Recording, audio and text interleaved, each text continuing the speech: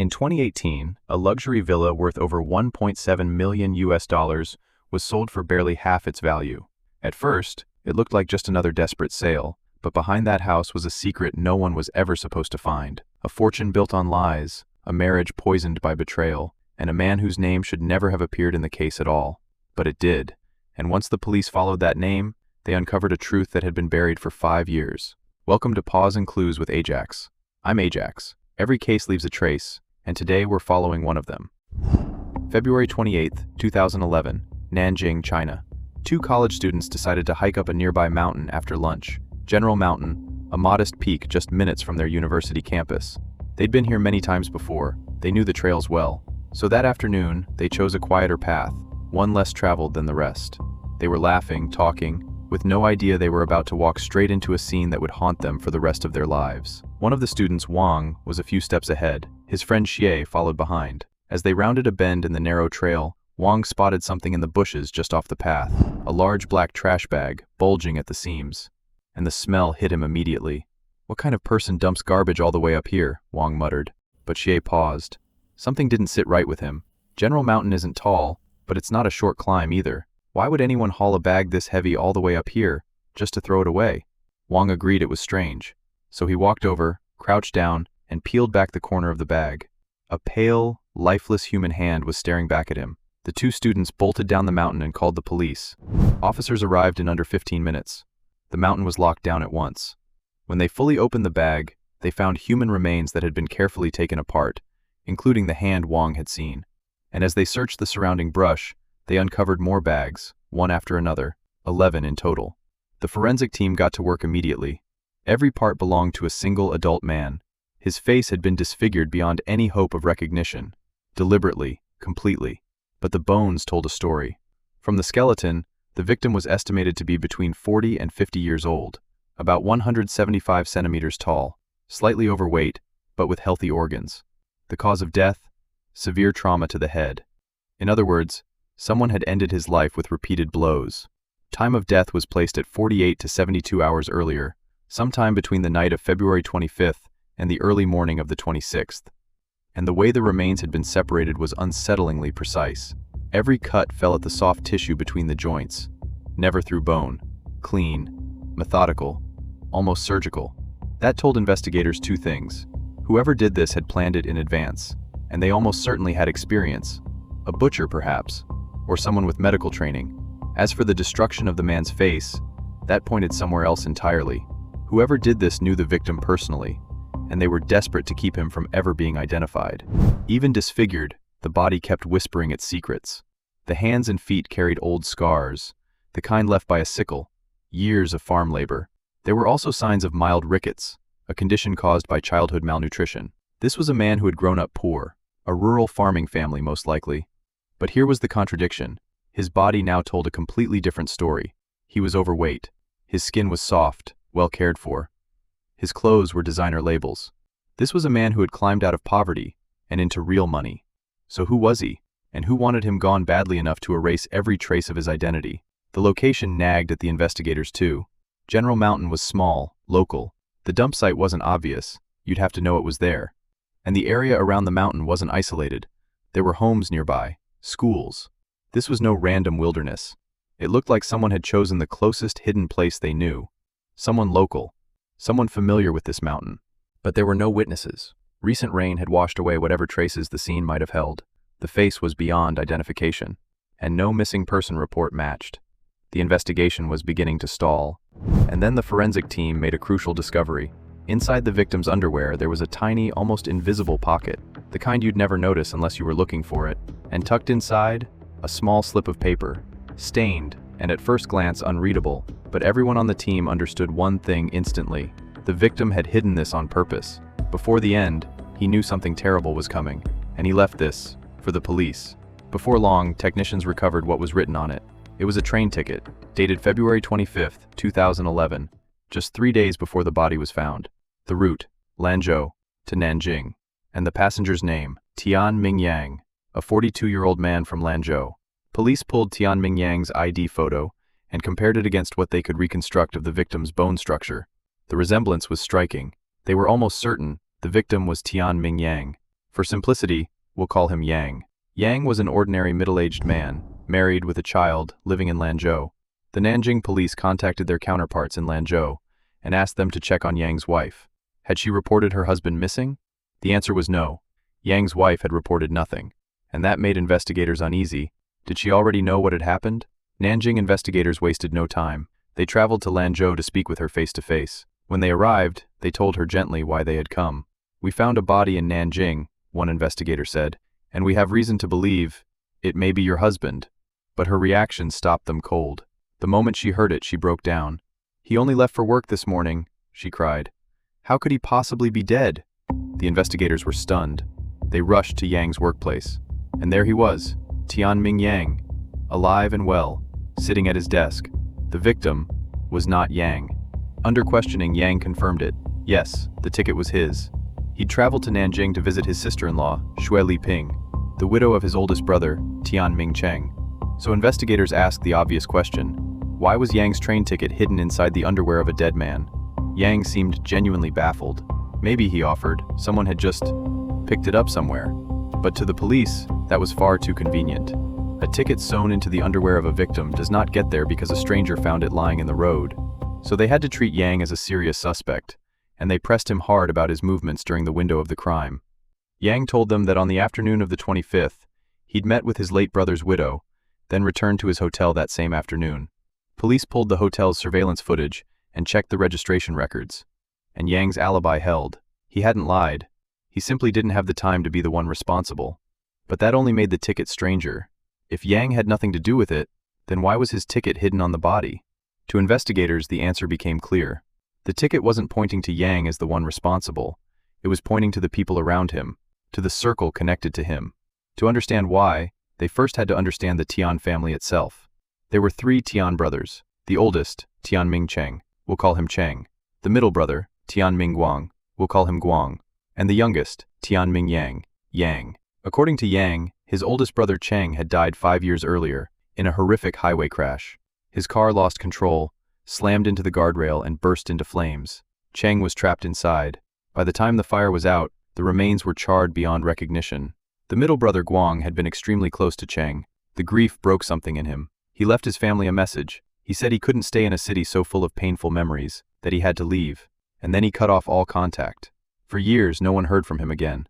After all that loss, Cheng's widow, Xue Liping, took her daughter and settled in Nanjing, which is why Yang would occasionally travel there to visit them. And that single fact pushed Xue Liping straight to the top of the suspect list. Because the police had already concluded the person responsible was almost certainly local, someone who knew General Mountain. And when they dug into Xue Liping's background, they found something critical. She owned 2 properties, one in the city center, and a villa in a district not far from General Mountain. So the investigation began closing in on her. To avoid tipping anyone off, they started quietly, by tracing the black plastic bags used to wrap the remains. The bags came from a Metro supermarket. At the time, Metro had only 2 stores in all of Nanjing, and the bags were traced to the Jiangning branch. Xue Liping's villa was in Jiangning district. At the very least, it gave them every reason to look much harder at her. And here, one detective followed the thread further. If the person responsible had bought the bags at Metro, could they have bought the tools there too? So the police pulled the previous 15 days of footage from the Metro Jiangning store, hunting for anyone who'd purchased possible implements in large black trash bags. It was an enormous job. To speed it up, they brought in a relative who knew the Tian and Xue families, to help identify faces on camera. It didn't take long. The witness pointed at the screen and shouted. The man on camera was elderly, gray-haired. Xue Jinggong, Liping's father, a locally well-known entrepreneur, and his shopping record sealed it. On February 24th, Xue Jinggong had purchased an axe, a heavy kitchen cleaver, and a stack of large black trash bags. All at once. At the same time, the police pulled the footage near Xue Liping's home and found another crucial scene. On the day of the crime, February 25th, Yang was caught on camera entering Xue Liping's house. But he wasn't alone. Beside him was another man, a man who looked almost exactly like his long-missing middle brother, Guang. Yang stayed a while. Then, that afternoon, he left and returned to his hotel.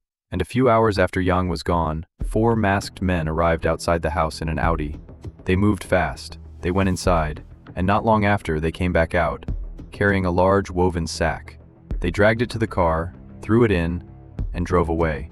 To investigators, that sack was no ordinary detail. They believed it was very likely the victim, but the earlier footage raised an even bigger question. Because if the man beside Yang really was his brother Guang, then who was the dead man? To find out, police collected DNA from Guang's son and compared it against the victim. And when the result came back, the entire team was stunned all over again. The victim was not Tianming Guang, but the DNA showed an extremely close genetic match between the victim and Guang's son, consistent with an uncle and his nephew. And that meant only one thing. If the victim wasn't Guang, but he was still the uncle of Guang's son, then only two people could fit, Yang or Cheng. But Yang was alive, and Cheng had supposedly burned to death in a crash 5 years ago. That was when one investigator finally said the thing no one had dared to think. What if the person who died in that crash 5 years ago wasn't Cheng at all? The room fell silent. Police immediately collected DNA from Cheng's daughter and compared it to the victim. The result came back: a match. The victim was Cheng, the eldest of the Tian brothers. The man who 5 years earlier was supposed to have died in that burning car. He had died twice. When the police told Yang that the victim was his eldest brother Cheng, he was completely dumbstruck. For a moment, he couldn't speak. And then, everything seemed to fall into place. He finally understood what had happened, and he began to tell investigators everything he knew. A few days before the crime, his brother Cheng had suddenly contacted him and told him he wasn't actually dead, that the man who truly died in that crash 5 years ago was their middle brother, Guang. And the truth Cheng revealed next was beyond anything Yang could have imagined. To understand it, we have to go back to the beginning, to the life of the eldest brother, Tianming Cheng. For many years, the Tian family lived in poverty in Lanzhou, but Cheng was clever and ambitious. Through sheer effort, he earned a place at a top university in Xi'an, where he studied Japanese. Then, in the 1980s, he went to Japan to make his fortune. At first, he scraped by as a salesman, selling health products, but he was sharp, with a natural instinct for business, and before long, he stood out. A few years later, he founded his own company. To secure permanent residency in Japan, Cheng married a Chinese woman who held Japanese citizenship, and for a while, everything went exactly the way he'd dreamed. His business grew fast. He opened factories. He made money. At the peak of his success in the 1990s, his personal fortune reached around 30 million yuan, roughly 4.4 million US dollars. Even today, that is an enormous sum. In 1999, while visiting Mount Fuji, Cheng met Shui Liping, and the two seemed to connect almost instantly. Similar interests, easy conversation. Very quickly they grew close. But at first Cheng held back. He was already married with 2 children. Fate, though, seemed to have other plans. A few months later they met again, by chance, at a trade exhibition. This time, they took it as a sign they were meant to be together. And soon, they began an affair. Shui Liping came from an educated, respected family. Both her parents were senior doctors at well-known hospitals. She was elegant, cultured, refined. In Cheng's eyes, she was everything his wife was not. So before long, he divorced his first wife, and in 2001, he married Shui Liping. Together, they had a daughter. On the surface, the family looked happy, but the cracks had been there from the start. Cheng had clawed his way out of poverty, but he still carried the rough, coarse habits of his past. And over time, Shui Liping began to resent him, their home filled with arguments. It was as if the two of them lived in completely different worlds. She refused to let him take any part in raising their daughter, and Cheng, narrow-minded, short-tempered, began answering the marriage with his fists. For years, Shui Liping endured it. Back then, Cheng held the money, and she had no choice but to swallow her pain and carry on. But in 2005, his business began to collapse, and once he lost his grip on the family's finances, Shui Liping finally found the courage to leave. She took their daughter and went back to Nanjing. With help from her family, she opened a beauty salon, and there, she reconnected with an old boyfriend, Tang Kai. The two began seeing each other again. By 2006, Cheng's business was on the very brink of bankruptcy, and out of desperation and humiliation, he devised a plan: insurance fraud. He took out several accident insurance policies in Japan, total coverage, 200 million yen, roughly 1.27 million US dollars. The plan was reckless and bold. He would fake his own death. Shui Liping would identify the body as him, and then they'd collect the payout. Crude. Simple. So he flew back to China and laid it out for Shui Liping. At first, she refused. It was too risky, and she didn't want to gamble away the stable life she'd built in Nanjing. Unable to convince her, Cheng went back to the family home in Lanzhou, and there, his middle brother Guang drove out to pick him up. The two of them drank together. That night, Shui Liping called Cheng, frantic. Their daughter was seriously ill, she said. He had to rush back to Nanjing immediately. Cheng panicked. He begged Guang to drive him to the airport. He had to get to his daughter. Chung made it onto the plane, but Guang never made it home. On the highway, the car Guang was driving slammed into a guardrail and caught fire. By the time crews arrived, the driver was burned beyond recognition. But inside the car, police found a driver's license and a cell phone. Both belonged to Tianming Chung. So the police concluded the man who died was Chung. They contacted his wife, Shui Liping, to tell her that her husband was gone. She was overwhelmed with guilt. And then, just a few hours later, Chung appeared at her door, alive. The two of them pieced it together fast. Chung's phone and license had been left behind in Guang's car. The police had mistaken Guang for Chung, and in that moment, Chung saw an opportunity, a perfect one. He told Shui Liping, this could be the flawless faked death. All she had to do was confirm to the police that the body was him, refuse a DNA test, and complete the cremation as fast as possible. Then collect the death certificate and file the insurance claims in Japan. This time, Shui Liping believed it could work. So she followed the plan step by step. The identification, the cremation, all of it went smoothly. She got the death certificate. Then she flew to Japan to file the claims. But the claims didn't go as smoothly as they'd hoped. The Japanese insurers were suspicious. Chang had taken out the policies only a short time before his supposed death, and yet they had no solid proof of fraud. Even without a DNA report, they couldn't fully refuse to pay. So in the end, citing the missing DNA verification, they cut the payout down. Shui Liping ultimately received 100 million yen, about 5 million yuan, roughly 732,000 US dollars. Only half of what they'd expected, but still, a fortune. On top of that, she received nearly 2 million yuan from the liquidation of Cheng's bankrupt company, and that 2 million she handed over to Cheng. The 5 million in insurance money she poured into expanding her salon. Cheng told her he'd disappear for a few years. Once the attention died down, he'd build a fake identity and come back, to live with his wife and daughter again. And so the two of them parted ways. But Cheng never expected what came next. Shui Liping's life only got better. Her salon grew, her wealth multiplied, her status rose. But Cheng, the man whose death had made it all possible, was left living like a ghost. Because on paper, he was a dead man. No legal identity, no bank account, no permanent address. He could only drift between cheap, remote motels, hiding from the world like a fugitive. And from that point on, his survival depended entirely on Shui Liping. Whenever his money ran dry, he'd come asking for more. But Shui Liping had already begun a new life. Her business was thriving. She was back together with Tang Kai. She wanted nothing more to do with Cheng. Cheng felt the coldness. But with no identity, no way to step back into the daylight, there was nothing he could do. Then came 2009. Cheng discovered just how well Shui Liping was really living. Her beauty empire was booming. Her father, Shui Jinggong, had become a well-known local entrepreneur. And all of it, in Cheng's eyes, was built on his death payout. Yet they were tired of him, casting him aside.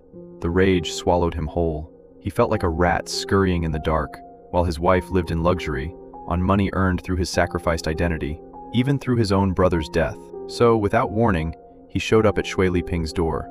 His sudden appearance terrified the daughter who believed her father was dead, and shattered the new life Shui Liping had fought so hard to build. She told him plainly, she already had someone. She wanted nothing more to do with him. But Cheng had no intention of giving up. He came back, again and again, demanding money, demanding a place in the family, demanding that she take him back. Panicked, Shui Liping told her father, Shui Jinggong, everything. His advice was blunt and practical. Give Tianming Cheng money, and make him leave. So she gave Cheng 3 million yuan, keeping 2 million for herself as her share of the scheme. But Cheng didn't see it that way. In his mind, the fraud had only worked because of him. He was the one who'd vanished into the dark. He was the one who'd lost his identity, and it was his brother's death that had made all of it possible. Now the Shui family had built tens of millions on his sacrifice. What he'd been given was nowhere near enough. So he kept demanding more. He spent recklessly, burning through cash, and whenever he ran out, he simply came back for more. And if the Shui family ever hesitated, he threatened to expose the insurance fraud. If the truth came out, both Shui Liping and her father would be dragged into a criminal case. So they had no choice. They kept paying. By 2011, this endless drain had crippled their business. They grew desperate. They begged him to stop, begged him to let them go. They told him there was no money left. But Cheng refused. Worse, he now insisted on moving back in with Shui Liping and their daughter. Then one day, Cheng saw something that shattered the last illusion he'd been clinging to. His daughter had grown close to Tang Kai, Shui Liping's boyfriend, so close that they looked like father and daughter. Only then did Cheng realize the family he thought he could return to no longer existed.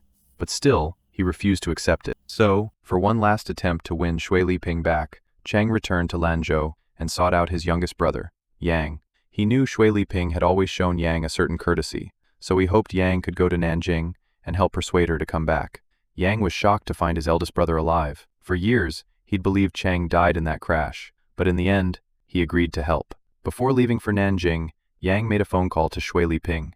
He said, "My brother asked me to come visit you. He wants me to talk things over." Yang never imagined that one phone call would seal his brother's fate. Yang recalled that on the day of the crime, he'd gone with Chang to Shui Liping's house. He did his best to mend things between the two of them. Afterward, Shui Liping said she needed to speak with Chang alone and asked Yang to leave first. Yang suspected nothing. He left that afternoon and went back to his hotel. What he didn't know was that it would be the last time he ever saw his brother alive. That's why Yang now told the police he was certain the Shui family was responsible.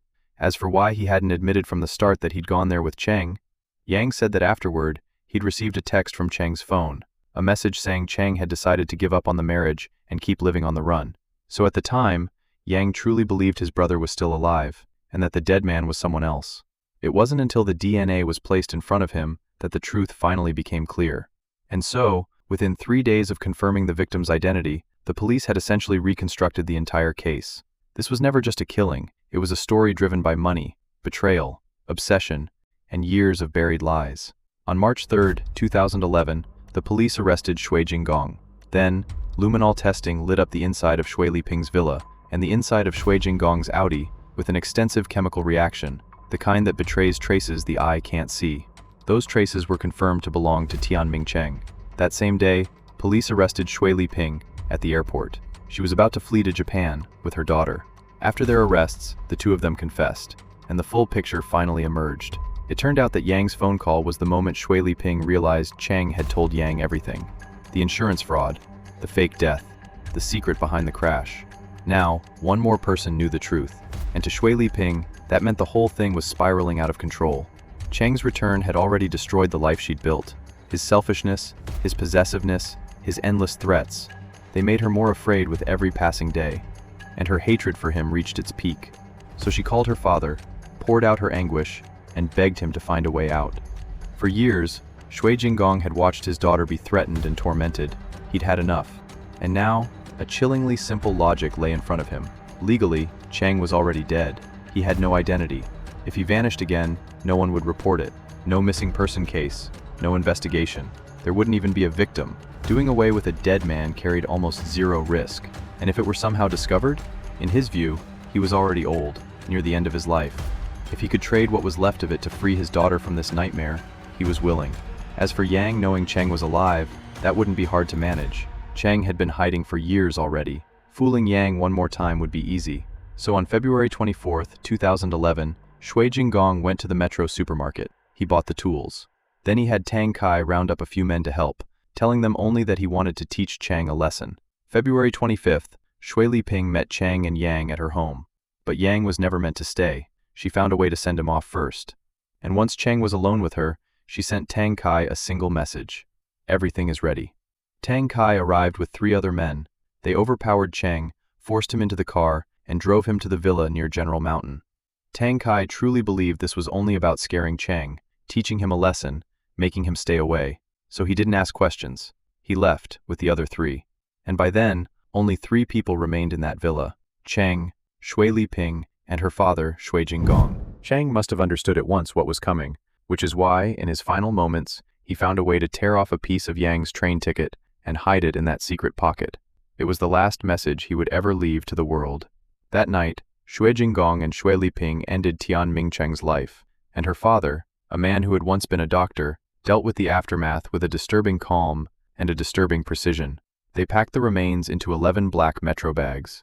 Then they cleaned the villa, carefully, trying to erase every trace of what they'd done. By the time it was finished, dawn was nearly breaking. They couldn't risk moving the bags in daylight, so they chose the closest hidden place they knew, General Mountain, that remote, rarely traveled little path, just minutes from the villa. Then they used Cheng's phone to send Yang one final message. "I've decided to let go of this marriage and leave Nanjing, to keep drifting out there. You can go back to Lanzhou now." And Yang believed every word. For a while the lie held. Cheng seemed to have disappeared again, just as he had years before. But this time, there was a body. And once investigators traced that body back to Cheng, everything fell apart. Eventually, the case went to court. Shui Jinggong was given a life sentence for intentional homicide. Shui Liping received 15 years. The daughter she and Cheng had together was sent to live with her grandmother, forced to leave the only city she'd ever called home. And years later, that same villa was sold for barely half its value. Not because of its location, not because of its size, but because of the story buried inside it. The case seemed closed, but one question has never truly been answered. Tian Mingguang, the middle brother, the man who burned in that 2006 crash. It was that very crash that made the entire insurance scheme possible, and it happened just after Cheng had Guang drive him to the airport.